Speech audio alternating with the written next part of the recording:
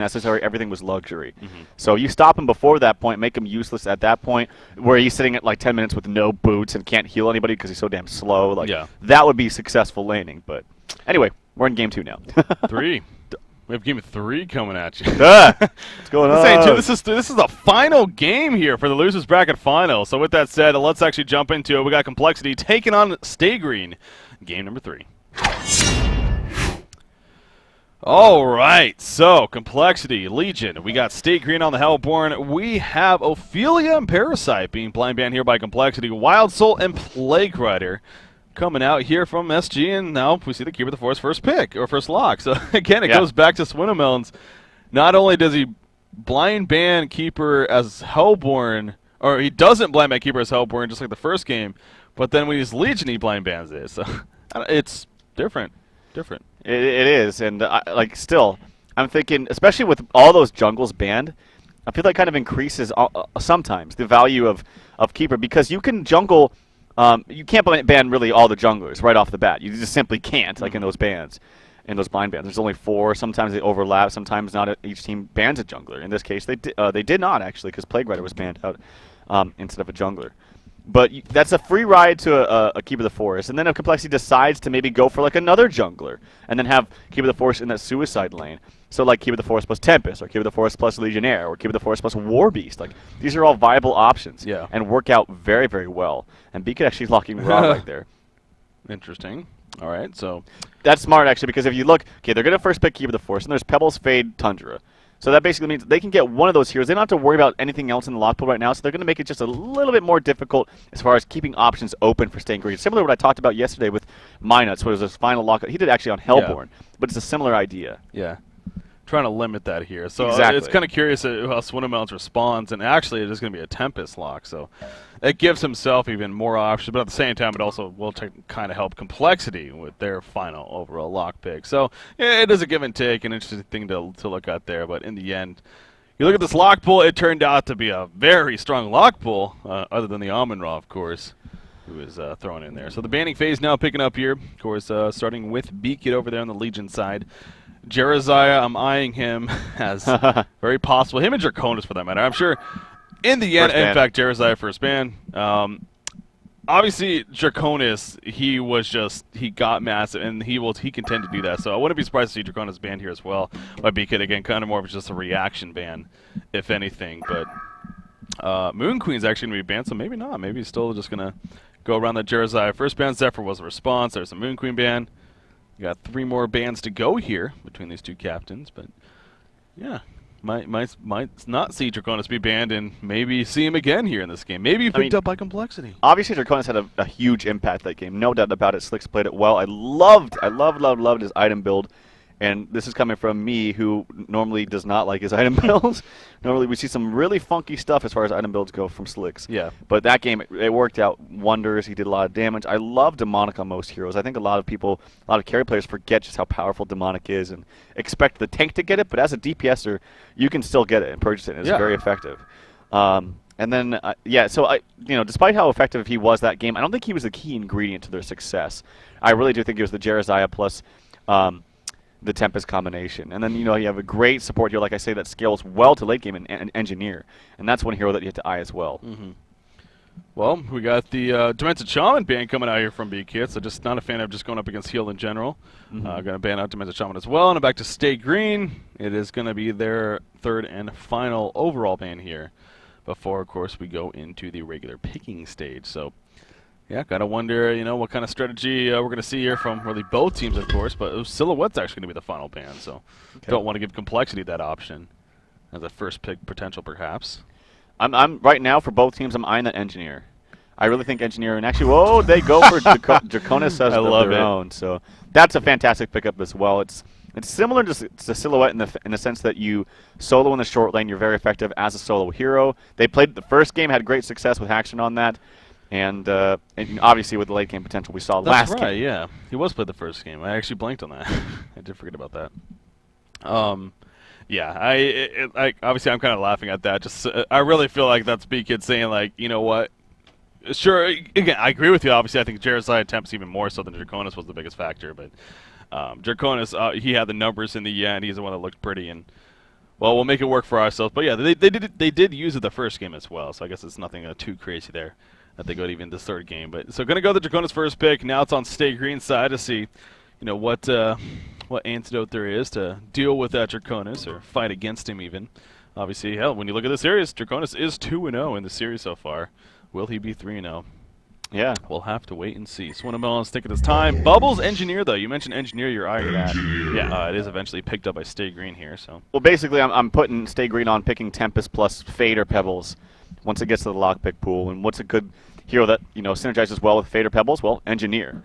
And he pretty much synergizes with, honestly, any kind of stunner or ganker hero like that. So Engineer seemed like a very obvious pickup to me early on, especially for Stay Green, because they really do like him more so than even other teams. Draconis picked up for complexity. Right here, I'm putting them on maybe like an Luna plus a Suicide hero here. Now, Bubbles was taken from Stay Green, so that's a good pickup for them. Perhaps maybe even Pharaoh. They have been running Pharaoh from time to time, Moonmeander on that Pharaoh, and I'm thinking that's probably what they might do. Now, they have to think about what they want to pick after Stay Green gets their Tempest plus, Fade or Fade or Pebbles, and they could easily get Tundra yet again. So I would put them on, say, like a Luna Pharaoh here. Yeah, I wasn't going to have that Moraxis, but especially with what their options are in the pool, yeah, probably not as much. It could also go just a Luna Magnus. I mean, people forget how strong that lane is. And that would make up for like a Suicide Tundra, though, which is, I mean, it's okay, but it's not the best in the world. But yeah, I'm still thinking like Pharaoh plus a Luna here. Yeah, that could I could definitely see that happening. So there's the Aluna. So right on at least one of them. Me right. Come on, B-Kid. Come Prove through me for Trout. right. 14 seconds and counting. I'm going to go with Blitz. Yeah, it's totally going to be Blitz. Oh, I was wrong. Yes! Interesting. Ah! Well, you're excited. Yes. Yeah, Andromeda. This is my favorite hero in the game right now. I think this hero is so good, and I think teams just forgot to pick him up and how strong he is. Now, it does look like we might run a straight-up tri-lane. Yeah. And Complexity never does this, and that's going to put Jesse on a second support role. Not to say that he can't do it, but it is a little out of his comfort zone, I will say that. And but that being said, I love Andromeda. That's not to say, too, that they can't run like a solo Luna. I was going to say, yeah. They have done it before. And if you're running a jungle, or Stay Green is, running a jungle as Tempest, and they have that Suicide Bubbles already, then you can go with dual lane Andromeda Draconis. One of the great things about Andromeda in this metagame is because we see so many Suicide heroes. Yeah, Andromeda is very crappy in lane. Like, dual lane versus dual lane, Andromeda sucks. Like, she has no range. You have to walk up very close to actually get your Comet stun off, whatnot. But against a Suicide hero, she gets free levels, and she does wonders with those levels. Better than any support hero, in my opinion. We see Forsaken Archer actually picked up for Stay Green. Yeah, of course, I'm sure going to be swapped in the hands of Slicks. The snap pick here for the Forest. Shocker there. Yeah. We're probably going to see Tempest then, as you put it, even one of those two other Fade or Pebbles here. Going to be coming out from Stay Green. It is going to be Pebbles, so Tempest Pebbles. Now back over to Complexity. Do they go with the Tundra or the Fade here is the question. Probably going to be, okay, it is going to be Fade actually. I was going to assume Tundra, honestly. But I thought Tundra as well. Yeah. And that actually makes things... Well, no, what we're going to see is probably a Suicide Keeper, dual lane mid, dual lane bottom. Okay. Yeah. And that's going to be very strong as well. Yeah. So probably a Luna Fade mid, Andromeda Draconis bottom, Keeper the Forest, Suicide top. I like it. I really, really love Andromeda. I think she is a probably the most underrated hero in the entire game. I really do. Yeah, we've definitely made our comments. I mean, just again to reiterate, I really feel she's one of the few, not only support heroes, but just a few heroes in the game, honestly, that every single one of her abilities will scale all the way to the late game. I mean, her abilities will be useful all throughout the game. I mean, several heroes that kind of tapers off and whatever, but they are apparently both teams actually voted to pause there, as apparently they. Wrong heroes. So as a result of that, we have to remake. Okay. I think Moon's going to be on the Suicide Keeper and have Chessie as a second support. I think that's what they're going to change up. But also, a preemptive pick to what Stay Green was probably going to do is, and they ended up doing it, was picking that Tempest. And Andromeda is a fantastic hero, probably the best as far as countering that Tempest ultimate. I mean, they also have the Keeper, which is great in itself. But Keeper, he does have to make sure he doesn't actually accidentally blink in or get caught. But Andromeda is already standing so damn far back, and that swap is just a get-out-of-jail-free card all the time onto a Tempest Ultimate. It does force him to maybe get an item like a Nullstone, but obviously Nullstone's not very effective at all against Keeper of the Forest, so you have a number of counters against Tempest. Yeah. Yeah, the Andromeda, again, just very, very big threat in the game in general, let alone against that Tempest. So Complexity is all here, ready to go. Just now waiting on Stay Green to join on up, and then we'll hit that ready button and then load into game number 3. Again, don't want to get too far behind here. Not only is TDM awaiting in the grand finals, but it is scheduled to be a best out of 5 here. Granted, it will be 1-0 in favor of TDM to start, of course, but could possibly be a long second half here to our HoN coverage as well. Not a bad thing necessarily, but just to keep that in mind. And as far as delays that are happening, you'd rather not have that affect it. Apparently, Hackshard says they're running the Andro mid. They're going to farm with Andro. They're going to do Andro mid. They're going to do Fade support. Fade Aluna support. Suicide Haxorin. Suicide Draconis. Yes. Yes, it makes sense. And farming Keeper of the Forest in the short lane with Aluna support. Yes. Yeah. Elder Parasite Rush and Keeper, man. God, that's terrible. He will deeps. He will deeps you. Love the Mocker Brilliance on him. All right, so not sure what's taking so long on Stay Green's side. Have to have a group huddle apparently. Yep. We're coming back into the game here. But as soon as they join up again, we'll hopefully jump into the third game ASAP. Again, we're going to have to go through the lock-picking stage once again.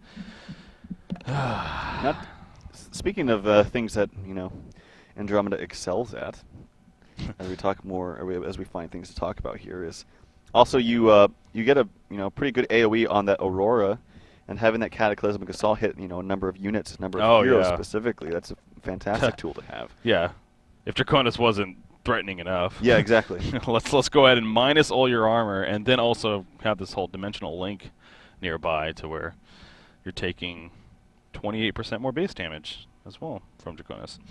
Yeah, it's a pretty big deal. Yeah, he will synergize Andromeda again. It's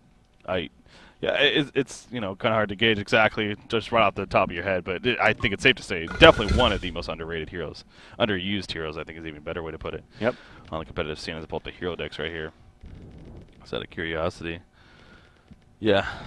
Martyr is also underused, man. Nah. Martyr. Nah. Martyr's awesome. I tend to play more support myself from time to time, and I think Martyr is actually one of the more entertaining to play supports. She is. Martyr is actually very strong, especially in the lane, but doesn't have a stun. I think that's the biggest thing. Her ultimate is fantastic. And, I don't know. I think the biggest issue is it doesn't have a stun and no escape mechanism, really. It's very easy to catch him off guard. But remember when we saw Monarch all the time? Yeah. When Monarch first came out. What does that hero do?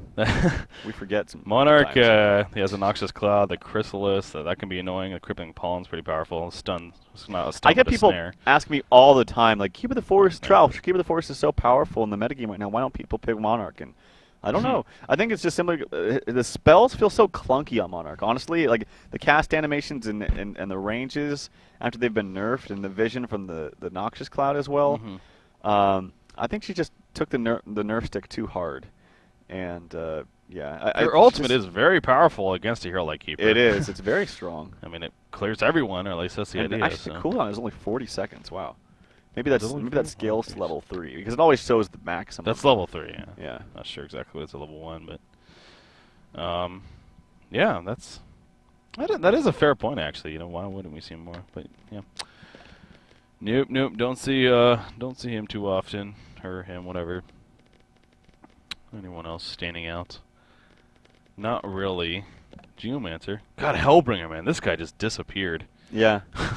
Talk about a hero that went from just being absolute ban status every single game to just like, nope, never going to be seen anymore at all. Yep. He went bye-bye. Well, there's a number of nerfs. The nerf to the Life Void was huge. It used to be a very, very strong spell. Now it's just kind of meh.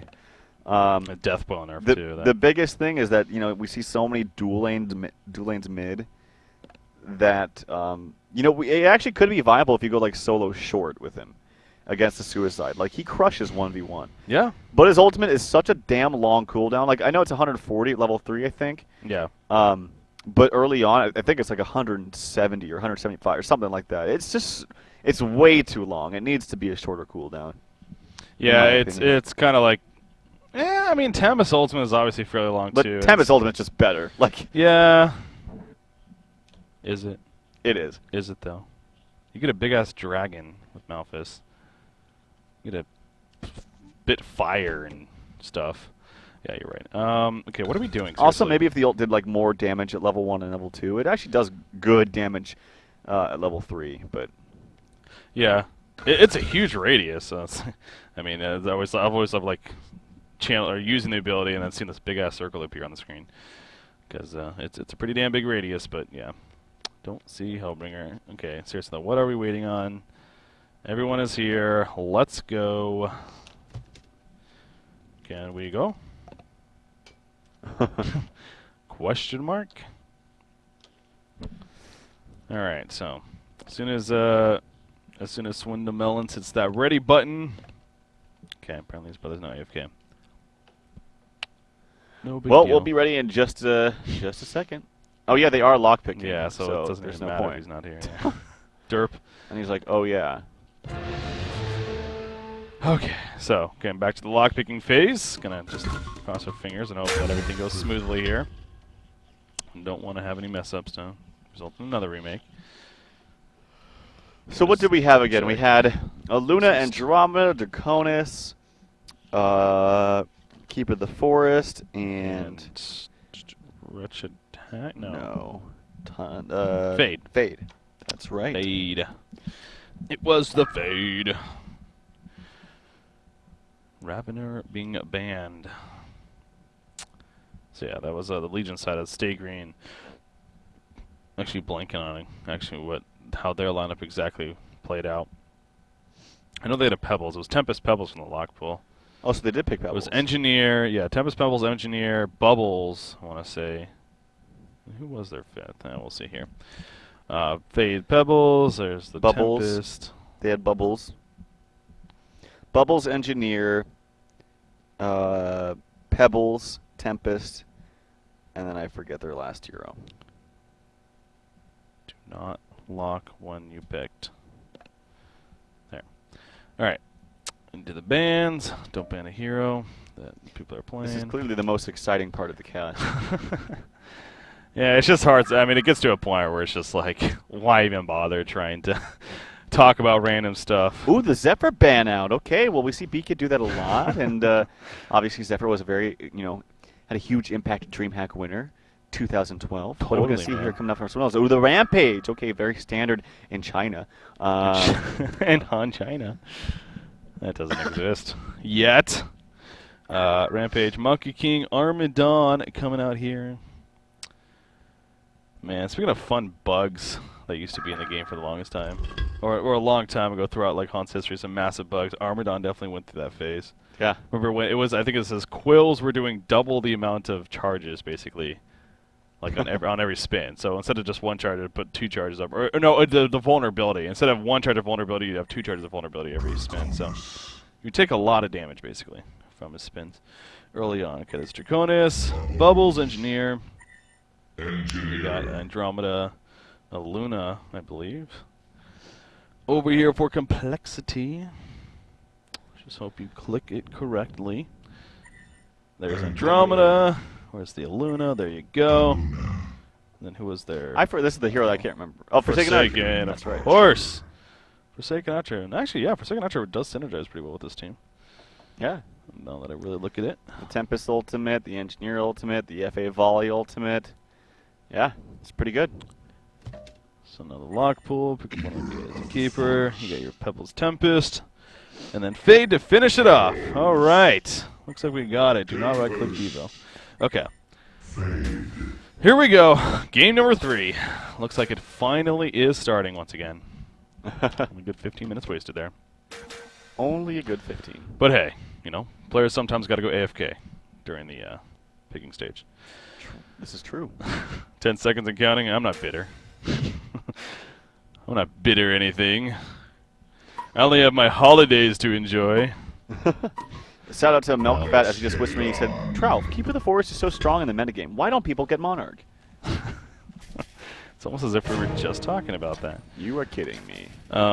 It's true, though. See, the more I'm thinking about that now, though, you brought that up, and actually didn't really think about that, but Monarch.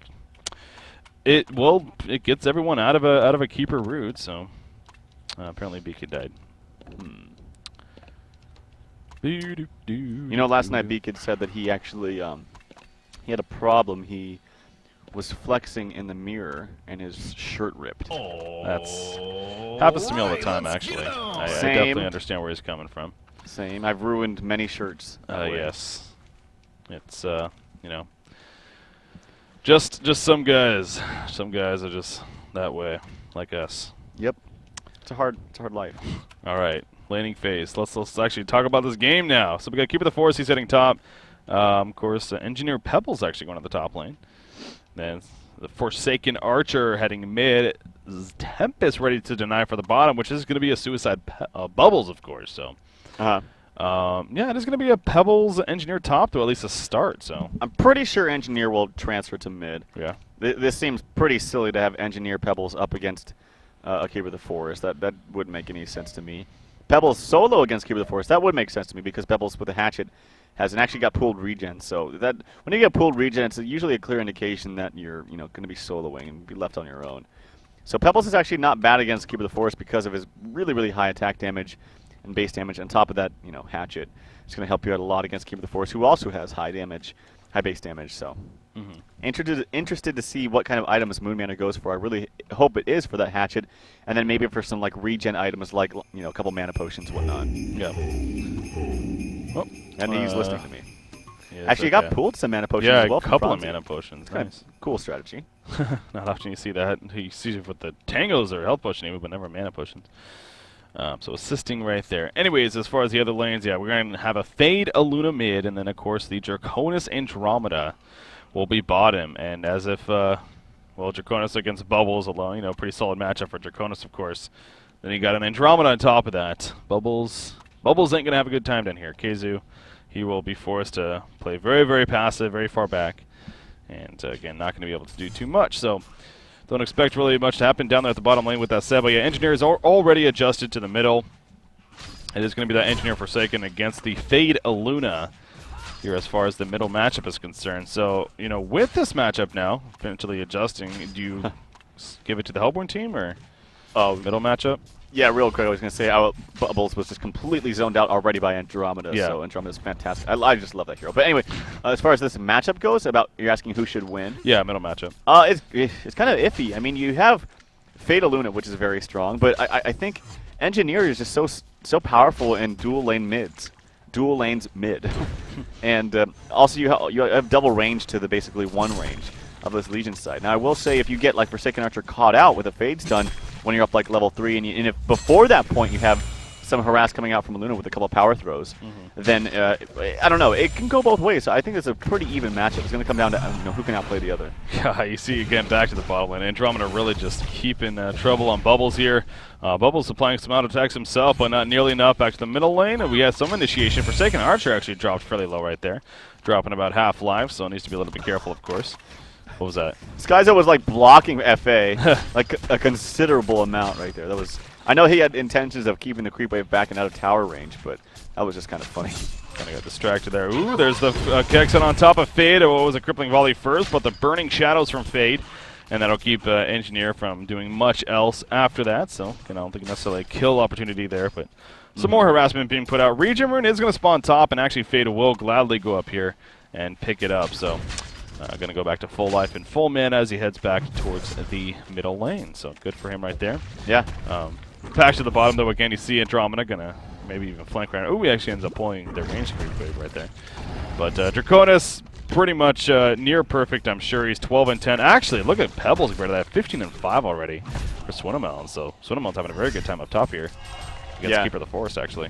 Yeah, or Pebbles, I think, just has a little bit better attack animation. And the damage is actually pretty close. Like, Pebbles compared to Keeper of the Forest, it's pretty damn close. Pebbles has 73 max. Well, now 76 after dinking level 4, and 71 for Keeper of the Forest. But the animation is a little bit better for Pebbles, and also has some spells to work with, too, that do some damage. So. Yeah, and again, it really is showing he's off to a great start here, actually, when it comes to his creep farm. So that's good news for the Hellborn team so far. Fade in the meantime in the middle lane. A great Kexon right there pushes them back. The turret coming out a little bit late. And that'll easily allow Fate to kind of escape right there. Again, I don't know if it necessarily would have been enough for a kill, but it seems like the turret could have been placed a little bit earlier. But in the end, he survives, he uses a health potion, and back to farming he goes. Also has his bottle delivery. Will right away take that crippling volley. And again, it just shows you that Slicks is very liberal with his abilities. Yeah. Especially with those piercing arrows once he gets those, as we saw yesterday. As we commented on when the SG versus TDM series. So their courier is still not upgraded, by the way. I still always find that funny. For which team? HoN team, actually. Oh, there we go. It just got upgraded. Just got upgraded. It's almost as if they heard me. Yep. But yeah, look at Pebbles is just having his way up in top, or actually mid lane. They have some initiation onto Slicks. Andromeda's coming as well, but the Keg stun goes to Andromeda, stopping that, and Bloodlust comes out for Chessie, and then the stun coming out now for Engineer. Stun, Burning Shadows up in 1 second for Fate. They're going to pursue this. It does connect, and Engineer will most likely fall. Beacon gets credit for that kill, so good roam coming out from Andromeda. Yeah, very good roam indeed. I mean, Beacon getting credit for the second kill right there, but you double tap for the team, and big plays. I mean, despite now you can actually really question that from Engineer. Obviously, he had a good idea, I guess. He wanted to prevent the Keg stun from happening, or not the Keg, but he wanted to prevent the Comet stun from happening from Andromeda, which he did ultimately, but still it wasn't enough even to save Forsaken Archer. So you could have argued maybe he should have gone for like the Fade instead, Fade or a Luna even. Exactly. But in the end, Forsaken Archer fell, and then obviously he even got turned on as the Comet stun was then used on him. So yep, I completely agree with you. Coming out from Franzi right there as he's going to pull right here, I'm guessing, on a double stack. And get the lane back in control somewhat for Draconis down here. So Franzi, well played on his part so far. Yep. Making some big plays happen for his team. I'm still going back and looking at this Pebbles, man. He is crushing this lane. Jeez, like, yeah. So much CS. And I will say, like, it's not even, like, really that much of a mismatch. Like, Pebbles versus Keep of the Forest. Like I said, you know, Keep of the Forest, his attack animation isn't as good, but he still has lots of high base damage with that hatchet too. So 21 denies. Yep. This is Pebbles. This isn't like a plague rider. Like I mean, he's just simply denying with auto attacks, and he really is on fire here. Now Draconis is kind of up there too. He's at 31 and 14, but Pebbles is definitely ahead of the Draconis. So.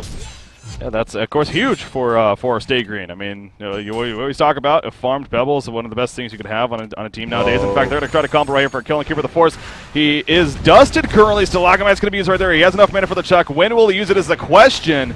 He's going to chuck his teammate, actually, and as a result, I think Keeper of the Force may be fine. He doesn't have Stalagmites up for 10 seconds. He's not going to get support. There is a Thunder Blast. In the meantime, in the middle lane, Engineer's actually going to follow back to Keeper of the Forest. There's a chuck again, and down goes Keeper of the Forest. The middle lane, Forsaken Archer looks like he may fall using the bottle charges, but it's not going to be enough. Fade gets the final auto attack, and a double tap kill coming out for the double damage Fade right there. Once again, Franzi roaming to the middle lane, and look at that. He actually has boots now. He does have boots, and that's going to be good for... Oh, his mana potion got canceled by the Ballista. That sucks, but doesn't really matter that much. They do get the kill onto Moonmeander there, and they did waste, well, not waste, I can't say it was waste, but they did use a lot of time to do so. Yeah. Unfortunately, he didn't chuck the hero, he chucked actually his own teammate, the enemy hero, I should say, and made him take a little bit longer to get that kill. But nonetheless, Pebbles is going to have a very, very early portal key, which is really what this Hellborn team needs, especially with the way this mid lane is working out, which is not at all. Yeah. Like, they're 0-4 right now early on. Well, yeah, if you look at Forsaken Archer, I mean, this creep farm, it's definitely, yeah, it's not even that great. He's obviously the 2 deaths, only 152 gold per minute right now for Slicks playing this Forsaken Archer. So, really, they needed Pebbles to shine, if anything, and obviously, again, going back to that, he is, so that's the good news here for State Green. Now, granted, you once again have a Draconis who's having a very good time down here at the bottom lane as well, though. He's farming under Pebbles, sure, but he's actually just about up there. As nearby, he's already got a Ring of the Teacher as well as his Steam Boots, and well on his way to, I'm sure, the earlier on Nullstone here. Pebbles, in the meantime, I believe he just bought, what did he buy? He actually is going to buy, is that his power supply? Yeah, that's his power supply. The Talisman of the Exile recipe, that's for Z-Freak in the jungle. Back to the middle lane, though. Once again, initiation on to Engineer. The Keg stun kind of disoriented things a little bit, but Engineer will fall. Fate taking a lot of damage. He'll survive barely in the end, though. As Forsaken Archer, instead of going for a kill onto him, he decided to run away, figuring it might not have been worth it. Probably was right there. So, again, they get a kill in the middle lane. Andromeda, once again, there for some assistance, although he didn't actually get an assist there. He was at least nearby. So, yeah, he's just roaming around, and it's working, clearly. Yeah, he's going to pick up an Invis. Did miss up a chance to double stack those Ancients. A little small mishap there for Franzi, but there is an Invis up top, Rune. And they will spot it out. Actually, SG will spot it out because there is a ward of sight that gives vision to that, placed by Skyzo. But yeah, this mid lane is just too much. This is Luna Fade combination too strong. The Invis is going to be bottled up by Fade. At the same time, though, Keeper is getting, like, nothing. He's getting absolutely nothing. He has 17 CS. He has level 6, though, so that's good for him, but he really should have done a little bit better in this lane against Pebbles. I mean, like I talked about, Pebbles, great attack animation, good damage, but it's not that much of a mismatch. But nonetheless, like, the mid lane is rectifying the problem that Moonmeander had, and it's just so aggressive right now for them. Yeah. They've been involved in, what, 5 kills, so they have 5 kills just in this mid lane. Yeah, 5-1 hero kill advantage right now in favor of the Legion team. Fade, of course, running around Invis, but as you mentioned, he's actually, that's a bottled up Invis. That isn't actually his Reflection ultimate, so he can even open out of this and then Reflection after, really catch them off guard as if, wait a second, I thought you just did that.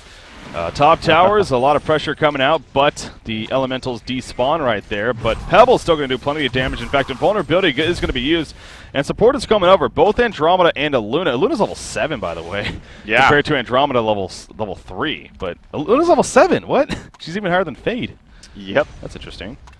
All right, but yeah, Chessie playing that secondary support role, a little bit different role than what we're used to seeing him play. But again, he's doing just fine, of course. As you mentioned, 2-0-3, involved in 5 kills. Going to protect this top tower in the end, and Pebbles will just instead continue to farm. And now up to 63 and 32 creep score. But now when you look at the bigger, I mean, you look at Draconis, and he has actually even surpassed him in creep kills here. The GPM is basically identical at this point between those two. But overall, GPM is looking a lot better right now for complexity in the end. So, yeah, definitely. And I haven't really been watching bottom lane too much. Obviously, Franzi did help out and give an edge to Draconis early on, and that's part of the reason why he's been so successful. Some initiation on the mid. Speaking will just be fine for now. Has a full bottle charge, or yeah, full set of bottle, and he'll be fine. But top lane, we see some aggression there. You did mention as Beacon was roaming around just a little bit, got a rune.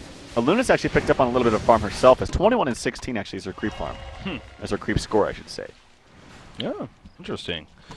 Going to be able to get some solid support items for the team, something like that earlier on Tablet, perhaps an Astrolabe or whatnot, depending on Keeper the Forest, what he gets to mid lane. In the meantime, Forsaken Archer goes down. Illuna assisting with a red power throw right there. It seemed like that was just great coordination between the team. Faded with the Burning Shadows, and then, like I said, the Comet's done to finish him off. Tempest Ultimate pulling back in. Keeper the Forest in the meantime. Will this pay off? It doesn't look like it will. Keeper the Forest more than fine. Pebbles was running on over, but he was just blocked. He was completely blocked. Back to the middle lane. Skyzo gets taken out of the big dive. The bottom tower goes down. Oh, jeez. Complexity. That was more so Stay Green. I mean, talk about just falling apart all over the place. Yep. That was bad. Yeah, Franzi, he's roaming constantly. They had a ward behind a tower, actually, aggressively, so they could see what's going on. They might even get another kill if Forsaken Archer doesn't play it too careful. There is an ultimate up on Keeper the Forest. He's up farming, actually, some of the enemy newts. And he's going to walk around here. Forsaken Archer's going to find those, and they're empty. Might walk back to mid, but that might be her demise. As Keeper the Forest, he's maybe always actually spotting himself, or showing himself right now. And what is he doing to the moon as he's kind of walking around here? Doesn't have his invis up currently activated. Gonna dodge the keg stun right there. Here comes some lot supports in mid. Yeah, will he root? No, it will not. Pebble jumps in with his new purchased portal key. Gets a Kona Luna and to Fade right there. So hello, surprise, surprise. Portal key on Pebbles. Yep. And right away gets a double tap kill for the team with the Ks who are actually getting credit for it. But no doubt Pebbles having that PK. The big deal right there. And also as a result of what just happened, they're going to push a little bit here in this middle lane. And, oh, wow, good job by Keeper the Forest. He ninjas the middle tower as they're distracted. They tried to respond to it, but he was just a little bit too quick. But this middle tower is falling. I don't know if it's actually going to be killed, though. So, but there goes the piercing arrows from Forsaken Archer. So again, Slicks being Slicks there, but they really want to make sure to try to get this tower. Ports are coming in. Andromeda's nearby, only level 4. Those on the swap going to be had. Bubbles in the front lines, another port. There's that root coming out from Keeper the Forest. Bubbles being locked down. He'll show her forward, though. Will he port with it? No, he will not. Here comes the blazing fight. Draconis on top of Engineer. Engineer only level 4, but the combo from Pebbles. What a jump in from Swinamels right there. Gets a couple of kills for the team. He's not falling back, but it looks like Andromeda Keeper. They're going to need to be the ones to be safe. So when it's all said and done, the tower will stay alive. But still plenty of kills happening, and actually, SG didn't end up too shabby right there. Yeah, did Beacon not even have his ultimate? I just feel like there's no excuse to die like that without getting your spells off. So, good combo there from Pebbles. I was actually watching as Haxton was getting that kill onto Engineer. He did secure that. Engineer's 0-5-0 right now. Now he actually has Well, yeah, okay, 5 of 8 at the desk. I thought I was going to say 5 out of 5. But they did save their tower, and they finally got some... They really need levels up on Andromeda, too. Like, she definitely needs level 6, and then once she gets to level 11, she's golden. But needs a little bit more levels. They have put a little bit more farm on dumped onto the Luna as a, you know, Antros playing the hard support. But yeah, with the great start you had in mid, it's kind of falling apart just a little bit for complexity. With specifically the Fade and the Luna. Now actually Fade is only level 7. Luna's actually surpassed in levels, believe it or not. As Luna's level 8. Yeah, I noticed that earlier too. It's actually pretty crazy when you look at it that way. But there we go. Fade is actually getting level 8 as well. But you know, you stress this point all the time. Making sure you get the farm on the Pebbles. That is the key whenever you have your Pebbles in your lineup. Clearly they did that. Again, Swinamounts really did fantastic at the top lane when it came to maximizing his creep farm. He assisted for the earlier kill at least. It paid off. I mean, that's exactly what SG needed right there for the surprise Portkey to come into play. And not only did they get the initial double tap, but then after that they cleaned up. So, sure, you know, gold lead still 1500 gold lead for complexity, but actually Pebbles is the top farmer in the game right now. He is right now defeating Draconis at 422 gold per minute. Draconis at 414, so obviously very close. And both are level 11 at that point as well. Draconis is going to be close to purchasing a Blessed Orb here, so soon to have that Null Stone.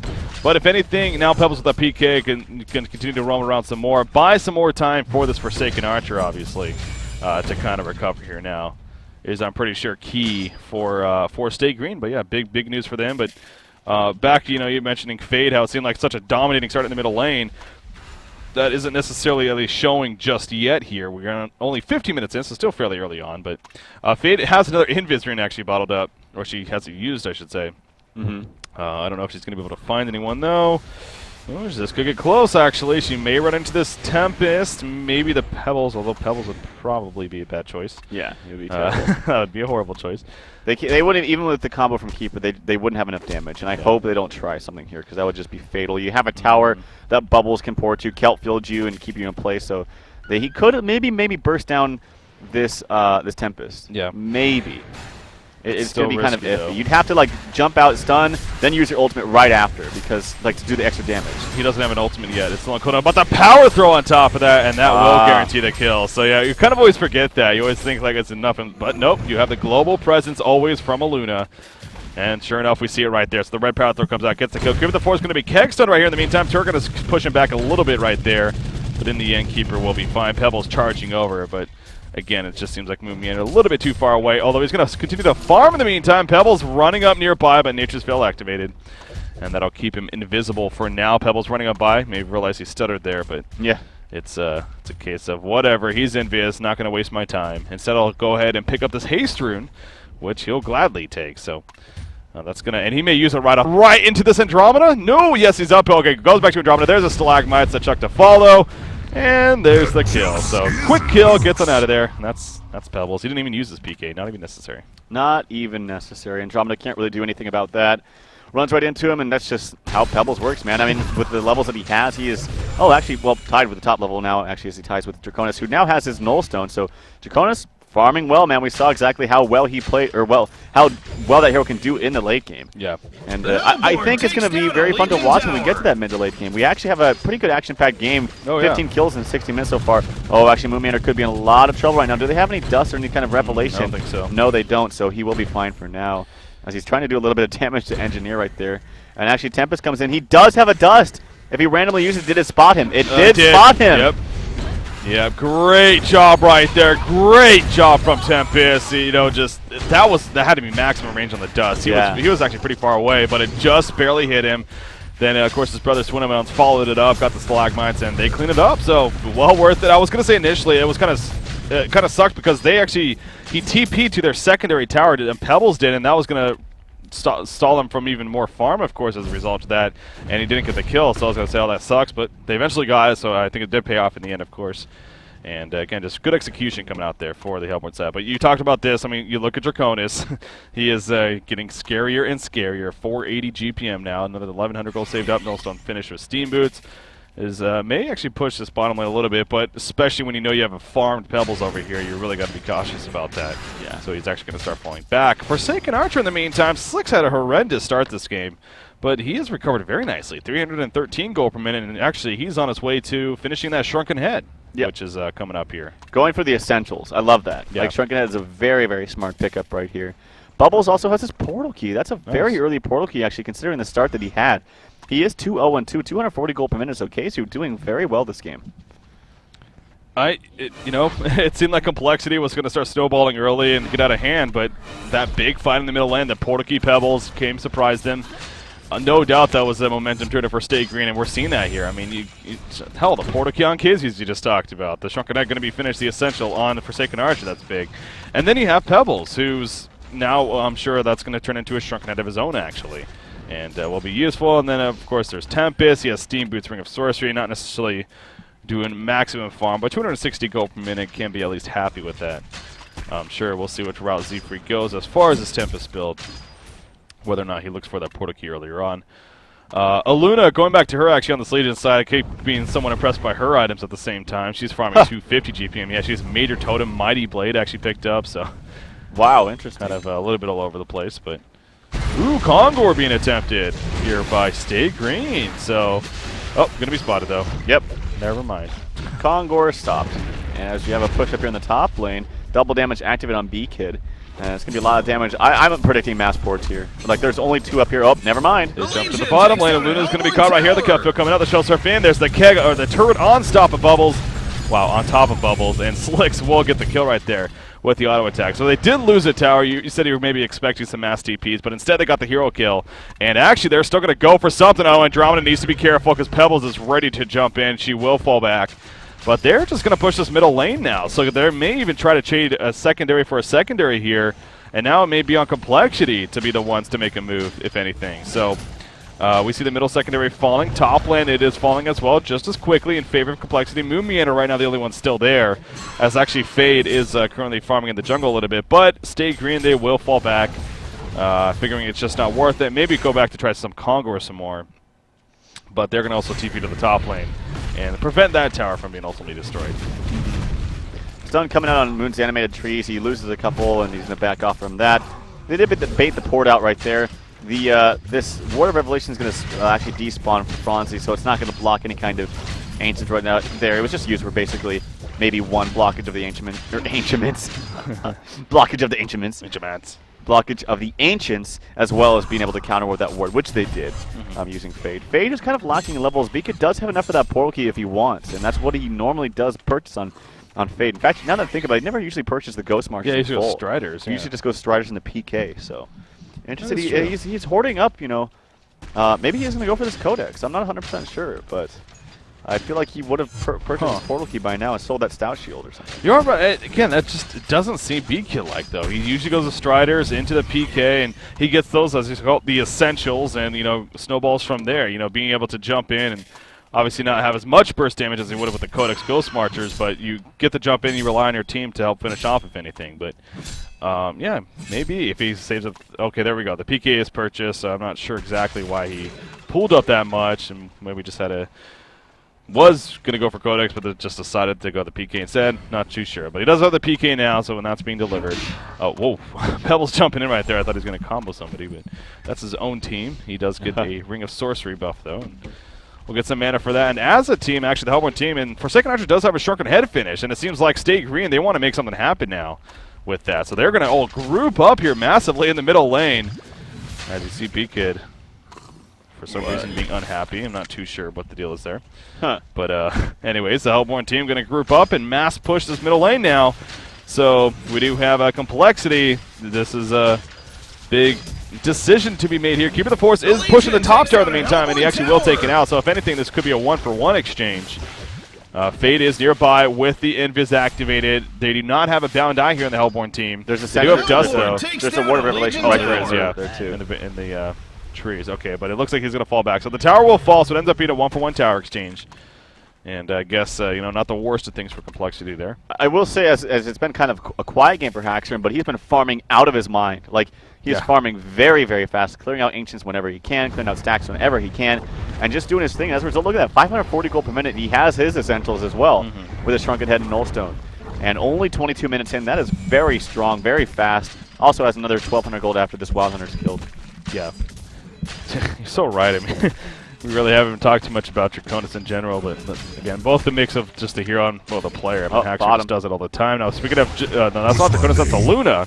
She does actually get caught, though, by Bubbles and Pebbles. The Pebbles combination coming through with the double portal key, and pays off right there. So good combo, and obviously catching the tail end of that, but you can safely assume it's just completely caught a Luna off guard. And you can also question, I mean, they do have a ward of sight that was placed here recently by Franzi, but it's not far up enough. Yeah. It needs to be further up, especially if you're going to be farming that far up. So that was just simply, I think, a misplay and misposition by Chess. He should not have been up there that far.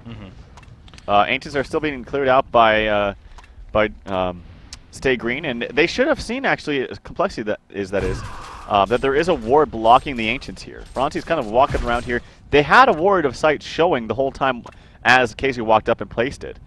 And so they should have a good clear indication as to it's there. Will there be a ward of Revelation purchase? Actually, Franzi doesn't have any more gold. And he's actually very under-leveled. Yeah. Considering the fact of how dominated this engineer was in mid, he's level 7, Franzi's level 6. This Andromeda needs levels. And you know, he is a support and being playing the hard support role, but if there's any support that needs levels, it's definitely Andromeda, especially leveling up that swap to level 2. Well, and I think that actually, it's kind of a double-edged sword. So I like to stress how her abilities, they scale very well. Every single ability scales very well into the late game. With that said, every single ability scales very well into the late game, so you'll want to get that stuff as soon as possible. With her being under level like she is, she's not going to be able to take advantage of, you know, having the maxed out dimensional link, having the maxed out comma stun, stuff like that. So, and of course, you know, with her swap, what does that reduce the cooldown? I believe, yeah, down from 65 to eventually 45 seconds when you have it at level 3. So, yeah, because it's kind of that double-edged sword mindset there when you think of it that way. But Tempest does have his portal key now purchased, by the way, as well. So triple portal key coming out here on the Hellborn side. Firebrand picked up by Slicks on Forsaken Archer. So she's going to start looking bigger and better. But also, I want to go back to Draconis. And you talk about the Ancients being blocked. I don't know exactly how long those have been blocked for. I guess with this Ward of Sight, you can do the math there. But makes it even that much more impressive how Haxor's farm is just still up there so high. I mean, 575 gold per minute. Yeah. And you got to figure he hasn't done Ancients at least for a while now because of that block. And the fact that he's still managing to be out there even going higher and higher just really is impressive. He's got a Slayer purchase, so of course Savage Mace is going to be the works here. And if he's able to time out his farm to get that before a big engagement happens, that's troublesome for Stay Green. So the Savage Mace is going to be huge simply because you have the shrunken heads on both Pebbles and Forsaken Archer. Pebbles, by the way, now also has a Soul's Bulwark. So, yeah, Savage Mace is going to do wonders. Already, the shrunken head Nullstone is great for him, but he doesn't really have that much damage. So, desperately needs that Savage Mace before I think they have a huge, huge engagement. And the great thing, too, is you also have that Get Out of Jail free card with the Andromeda swap.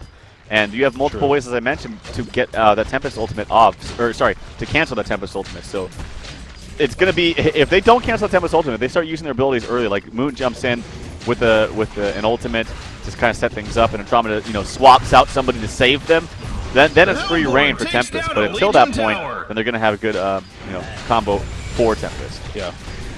Bottom tower going down, of course, in favor of Stay Green, so some more good news coming out for them. And actually, they're going to keep this push going, it looks like, as Complexity nowhere near the bottom lane just yet. Of course, they do have TPs, I'm sure, all across the board. And yeah, they do know. They double-check it. But we'll see if how much of a defense they put into this bottom lane. It doesn't look like, at least right now, they're too interested in actually defending this bottom secondary tower. They're going to just counter-push somewhat. We got Keeper of the Forest once again at the top lane. He's going to counter-push, but this is going to easily fall here. So they don't put any type of defense up here. And I think that goes back to just Draconis really wanting to finish that Savage Mace before getting involved in anything. So perhaps that's the reason. The top secondary tower, the only outer tower remaining for Complexity right now. So we'll see when Stay Green eventually looks to go do that. Of course, Kongor still well up.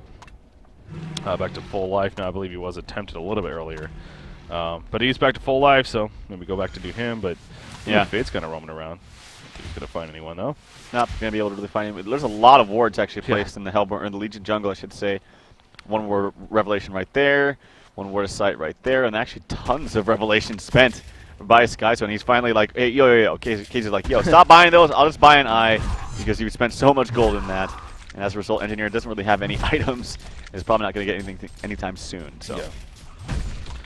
Got them Striders, but that's pretty much it. I guess he does have a Pretender's Crown too, so Eventually make that into something. Soul's Bulwark picked up on Pebbles, so he's been using his great farm wisely. 416 gold per minute. But again, look at Slicks. Talk about this guy who's sort of 0-2, just a horrendous start. Now at 420 gold per minute here. Geometer's being finished with the Shrunken Head. So again, looking very good there. And again, Kongor, it seems like of interest, but still not going to fully commit to it by any means. Just going to kind of run by the area. The Bound Dice you mentioned picked up by Bubbles. He's actually going to do some counter warding with that right here. So one more auto attack. There we go. And we'll take that out. But here we go. Maybe Kongor now. Okay, so they're going to try for Kongor. You got to figure maybe Complexity's aware of something. I mean, their wards were just countered there, and there's no one showing. So yeah, actually staggering. They're just, if anything, they're trying to maybe bait Complexity out here, but Complexity not having that. So Savage Mace is purchased and up, ready to go on Haxorun. 571 gold per minute for him, and Shrunken Head is also up onto a Luna. I still find that pick kind of interesting.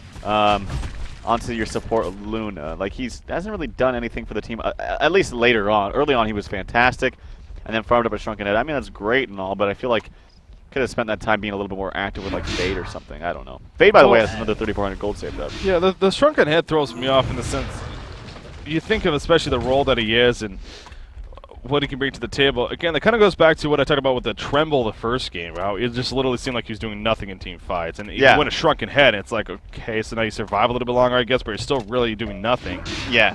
I mean, obviously, Aluna, I think, brings more than Tremble, of course, outside of items. I don't think so. But I agree with you completely. Like, that, you said it exactly how I would.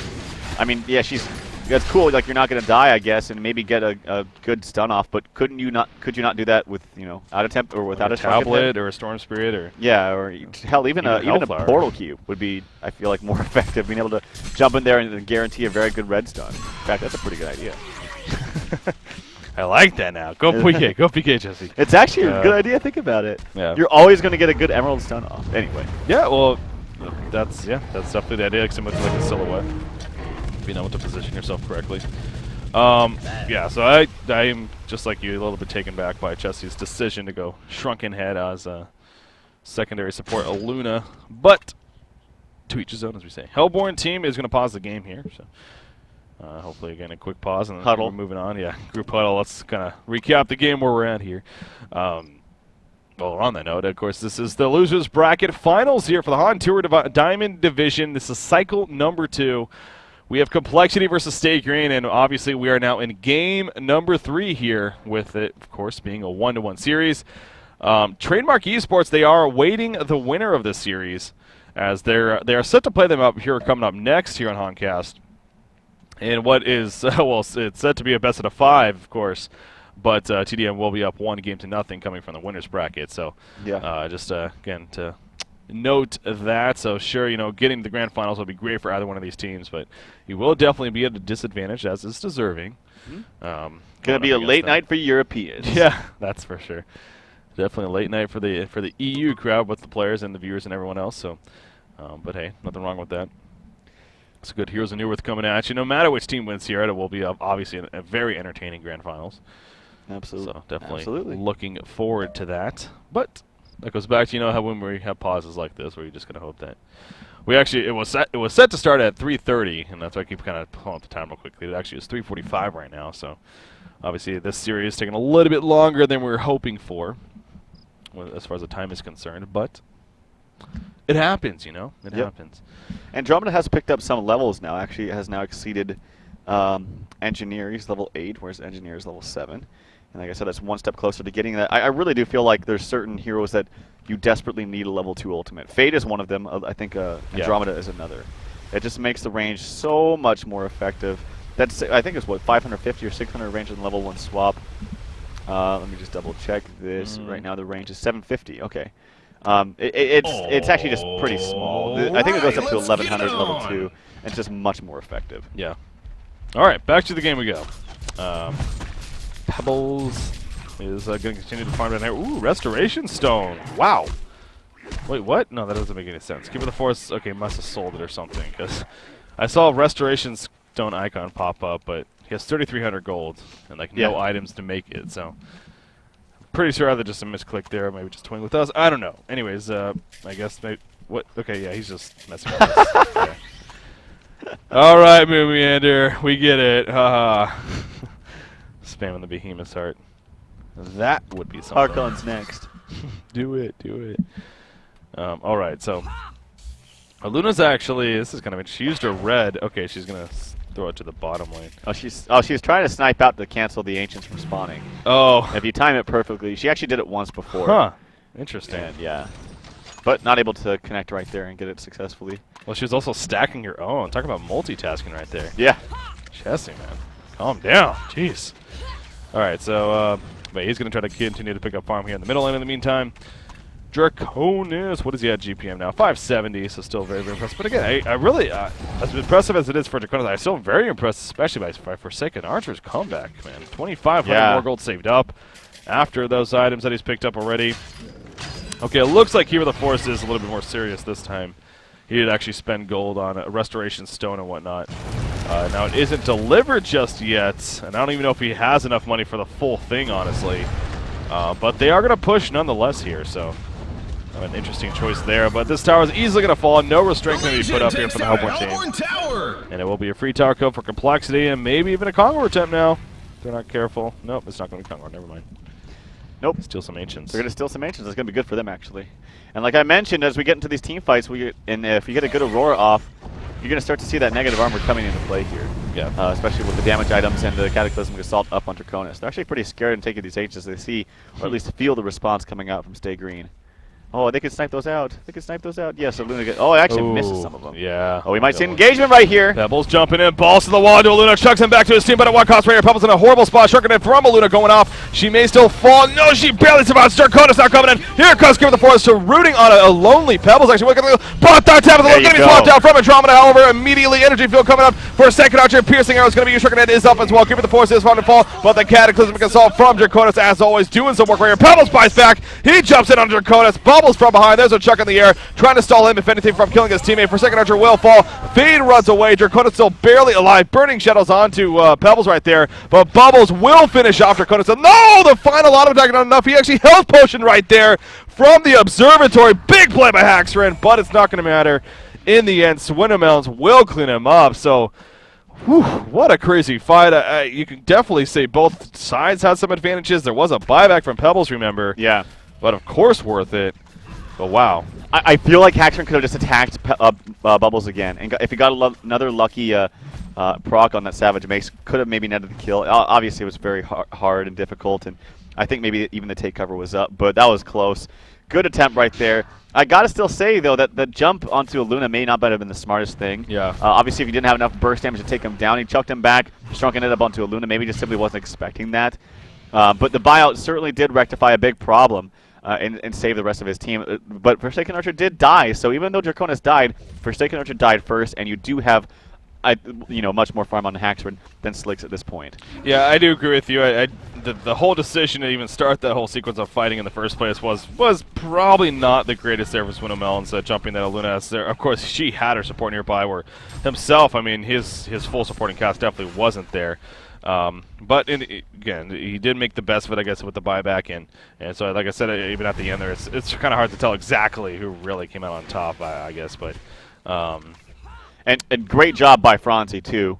Like, had he not been there, ready to go, waiting for that Tempest ultimate, it would have been completely over for Complexity. Yeah, that was setting up not the game, but like, I mean, just that fight, it would have been so bad for them. So he's staying on top of that, staying on the ball, and he needs to do that every single time because obviously, like I said, they already had the initiation from Keeper of the Forest jumping in there first. Tempest had not used the ultimate yet, so they needed to have someone else stand back, namely that Andromeda. Yep, and that's one of many things that, of course, Andromeda will bring to the table for you, especially in a game like this, having that swap presence. So you see Draconis clearing out some more Ancients once again, so not blocked anymore. He actually picks up a Whispering Helm here, so going to be picking up some lifesteal as his attack modifier of choice. I mentioned earlier that Restoration Stone was definitely, I mean, the pattern was purchased by Keeper of the Forest earlier. He has a Sustainer finish now. So I guess now he just needs, it's a Blessed Orb, right? I'm not blanking on that. Yeah, the Arcana. The Arcana. Yep, we'll have that another like 800 So he's Arcana, and then, yeah, he will be good to go with that. So Bottom lane, they're actually going to group up, it looks like. Level 16 Fade now. Fade even going to trigger himself, by the way. Oh, that's a great pickup. Of this portal Actually, key. Beacon has a lot of farm now that I think about it. Yeah, he does. Has the Shrunken Head, has that portal key, 333 gold per minute, also another 2,300 gold saved up. So, yeah, a lot of farm on Beacon as well. Yeah. And again, they are complexity, that is. They're grouping up here at the bottom lane. Obviously, Tempest Ultimate is back up, as is really everything here for both teams, for that matter. So not necessarily trying to time it in that sense. But actually, Stay Green, they're counter-pushing in the meantime in the middle lane. So we'll probably see complexity. In fact, we already see a response coming out. They do get the tower kill. Keeper of the Forest is ready to go. He still doesn't have the Restoration Stone. But, of course, he has the one route at least. But the uphill attack's going to be used, but not long enough. They will start falling back. Will Stay Green. And that will be that, it looks like. So at least knocking on the door, but complexity opens it, and Stay Green runs away. So Fade trying to find someone because they knew that they backed off. If they see someone TP, then that basically means red alert. Try to look for someone, pick off a straggler. Not to be able to find it because Stay Green smartly backed up together. That's what you have to do. Yeah. Don't let someone straggle. Don't let someone, walk away on their own. Make sure that you escort everyone else out together, and that's what they did. You see Fade right here. He's Bubbles kind of running up, but Fade actually portal keying away at the last second. Her invis was coming off, so it's kind of just poor timing right there. However, well, she'll pick up an invisible rune, so she'll go invisible once again. Of course, not having the advantage of her ultimate, but still, she will be stealth-like. I'm kind of curious as to why Andromeda isn't finishing the Astrolabe. They don't have an Astrolabe on their team yet. Huh. And is it looking for about a major totem right there? So probably, most likely that push tablet. And I mean, I guess that's good, but I feel like why not buy you already have the fortified bracer. You're just very, very close to getting that finished Astrolabe. I would have personally purchased the Astrolabe right there. Gold being pulled up, but at the same time also big items being picked up. There's the Shrunken Head on Tempest, and as always, you look at the opposition, but really? I'm pretty sure that's a troll. It must be, yeah, because even if it wasn't, I mean, obviously, yes, you could still swap the Shrunken Head, but even if you could, you still have a Keeper of the Forest with a Restoration Stone now. So, yeah, it's even with that Shrunken Head pick up by Z-Freak, of course, you need to be very weary that you're not going to get a free ultimate by any means. There's a couple other things. Tablet of Command on a Luna. Actually, the Malphite just picked up by Draconis. So Symbol of Rage going to be finished by him. So, Savage Mace on Forsaken Archer. And I think those were the big pickups. Oh yeah, Demonic Breastplate actually also on Pebbles. So there's some big pickups for both teams even coming out here. Yeah, Symbol of Rage up on right Draconis. Forsaken Archer has bought that Savage Mace. She does not have a buyout right here. Could see a pretty epic team fight coming up. That's what we're hoping for. But yeah, you made a big point there. No buyout for a couple of heroes. Very important heroes, at least, for both sides. We'll see if any commitment actually happens in the near future. Of course, the Kongor Pit going to be an area to fight, if any. So it usually works. Ancient's going to be looked at here by the one team. I don't know if they were blocked or just killed recently. But they should be spawning here at the 39-minute mark. Fade running at the uphill. Is there Bound Eye over here? Yes, there's on Pebbles, and that was very close. So Fade, it looks like, is going to be fine in the end, though. They see this ward of sight. Actually, Fade, like one of the greatest things about Fade is having a Bound Eye on her specifically because she has that clear vision. So they're able to take out wards very effectively. See right there. In fact, she's going to see this revelation right there. And Luna's kind of by her sniping bitch. She runs around with the Bound Eye, and then Luna's like, got it, don't worry. Got it, boss. Yep. Takes him out. So, ooh, they could maybe initiate on Forsaken. That was a very close one. Fade has 10 seconds left on the reflection. Will she get the opening? Pebbles does have a Bound Eye, though. You need to be careful. Here we go, the jump, and Burning Shadow's going to hit for second archer right there. Will they jump? No, Draconis gets the Shrunken out first. All Fade, though, will be the target of choice for Swinamel's, but now Swinamel's in a lot of trouble. Cataclysmic Assault, of course, activated by Draconis. The Tempest Ultimate coming in, though. It's a good generation right here. Finally, the root and the swap coming out, though. And now Draconis, he's going to continue to do some more damage. Forsaken Archer still well alive, though, in the background. The Shrunken is up. He's trying to take the damage, but Draconis falling. Draconis will. No, he barely taking enough damage. The life still doing work. He'll finally fall, but Forsaken Archer also dead. And now Bubbles has to be forced to fall back with Engineers. So, all of that effort, State Green gets the kill on Draconis, but everyone else still alive for complexity. And they could possibly go back and do Conqueror now, maybe even pushing at the base here. Yeah, obviously, they don't know what we know, and right now, risking trying to bait out buyouts might be kind of scary. They did buy lots of health potions, and they're actually healing up, so they are going to push into this. And they might realize soon that they do not have buyouts available on Forsaken Archer, nor do they have one up on the Pebbles, because you feel like they would have bought out already at this time if they did. So this could be a Rax if they play their cards right. Obviously, Bubbles and Engineer are very good at counter pushing, but this tower's already dropped way too much. Well, there is information there. You know, the Demonic Breastplate was recently purchased by Pebbles. You got the Savage Mace of Forsaken, so you can also look at that. You know, maybe Complexity just took that in mind, and it was like, they probably don't have buybacks. And sure enough, they are right. The tower will fall. The Melee Rax is definitely going to go down here. I mean, Bubbles jumps in. He's like, hey, focus me, guys. No, they're not going to do that. The Melee Rax goes down, and mission accomplished for Complexity. So big fight for them. Obviously, Draconis dying, it sucks, but in the end, they used a lot to simply kill that Draconis. Yeah. And obviously, we saw the end result there, so it worked out very well for Complexity. I like the Symbol of Rage pickup here. I think it's much different than last game when we had Forsaken Slicks playing the Draconis, because he had the Zerazai on his team, which changes things up. You can go, I think, more of a DPS build, having that kind of support behind you. This game is not exactly the same, so you need that extra HP. You need that ability, to regain all your health. And I will say, last fight, the Andro swap happened very late on the Tempest ultimate. Two things about that. One, good job by Moon, seeing that problem. He had the restoration, so he canceled it before the Tempest or the Andro swap came out. And Andro was only level 10 right there. So, like I mentioned, having that level 2 swap is so much better because you can actually stand back further and still get that swap up very, very fast. So I imagine it'll be much easier for Andromeda in the future. Yeah, now they are doing Conqueror, but again, Franzi with his crafty ward aside. Spade is actually going to jump in right there. Burning Shadows used on the Pebbles. And here comes a follow-up. The Cataclysmic Assault going to be activated by Draconis. Forsaken Archer sitting off to the side, but Pebbles will very likely fall right here. Yes, he will. Draconis again doing a lot of damage. There's our first root coming out from Keeper of the Force. He doesn't have a second root. It's not going to matter, though. Down goes Forsaken Archer right there. Bubbles will get the Kelp field off, but now he's being chased back. He gets swapped back into his own Kelp field, actually. He's going to take cover, try to get away. It ain't going to happen, though. He will fall. We'll probably see Conqueror now go down in favor of Complexity. And I think time is definitely running out here for Stay Green. Forsaken Archer will be dead for another 60 seconds. Conqueror's on. Ooh, the ninja attempt from Tempest, unsuccessful. And now Z-Freak, you die too. Hatcher coming out. Got him. Not really. There's a vote to concede. It looks like Complexity will be taking game number 3. And as a result, we will have Complexity versus Trademark Esports in the grand finals here once again, this time for cycle number 2. Never mind, apparently that was a fake concede, so we are still going to resume in this game. But they are obviously going to push into space. Token of Life on Draconis. You ain't winning this.